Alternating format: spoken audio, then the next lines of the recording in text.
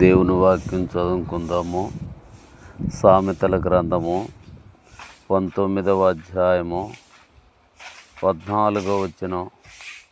గృహమును విత్తనమును పితరులిచ్చిన స్వాస్థ్యమును సుబుద్ధి గల భార్య యెహోవా యొక్క దానము. చాలు.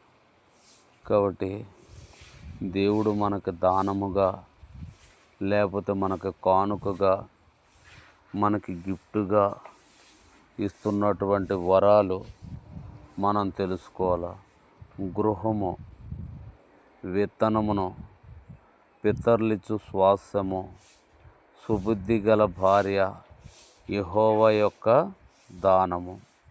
కాబట్టి దేవుడు మనం సంతోషించటానికి, మనం ఆనందించటానికి ఆయన కానుకలుగా, బహుమానాలుగా ఇస్తున్నటువంటి వరాలు.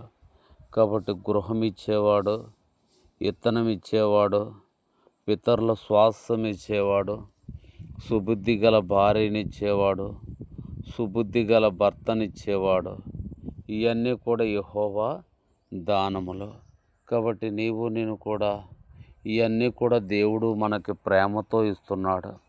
మనల్ని ప్రేమించాడు గనుక, మనల్ని ఇష్టపడ్డాడు గనుక ఇవన్నీ మనం అడగకపోయినా తన మహాశక్తి చేత, తన బలము చేత, తన జ్ఞానము చేత మనకు అనుగ్రహించిన వాడుగా ఉంటున్నాడు.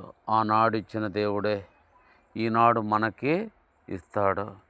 కాబట్టి దేవుడి దగ్గర మనము మొరపెట్టినప్పుడు, దేవుడి దగ్గర ప్రార్థన చేసినప్పుడు మనకి ప్రతి ఈవిని దేవుడిచ్చేవాడుగా ఉంటున్నాడు. మన ప్రతి అక్రత తీర్చే దేవుడుగా ఉంటున్నాడు. కాబట్టి మనము ఎల్లప్పుడూ ప్రార్థించాలి.